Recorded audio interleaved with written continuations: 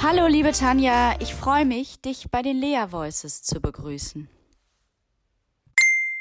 Wie würdest du das, was du tust, in Bildern beschreiben? Ein Bild, das ich von meiner Arbeit habe, ist es, Co-Pilotin zu sein. Ich unterstütze die PilotInnen, also jene, die das Fahrzeug, das Flugzeug, das Schiff, das Auto bewegen und lenken. Mit anderen Worten, die das Unternehmen gestalten und steuern.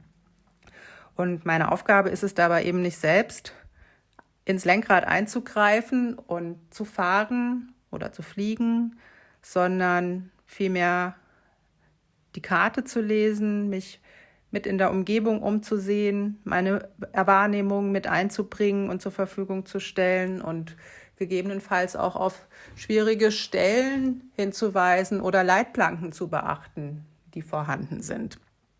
Und so kann ich als Co-Pilotin meinen Beitrag leisten, die Reise gut zu gestalten und das Ziel zu erreichen.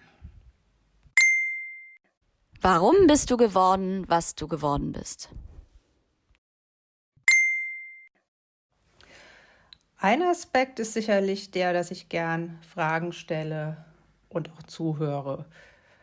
Und da ist Beratung genau der richtige Job für. Es geht hier viel darum, über Fragen Menschen ins laute Denken zu bringen und ihnen dadurch zu ermöglichen, Ideen zu entwickeln und auf Antworten kommen zu können.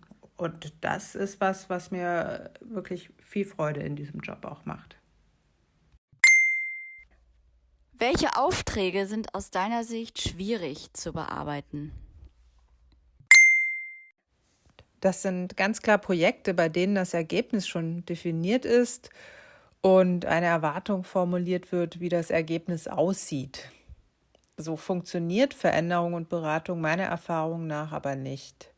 Es geht viel stärker darum zu schauen, was ist eigentlich da und was kann man damit machen. Und so kann man dann einen Weg ableiten und auch ein Ziel definieren und nicht umgekehrt.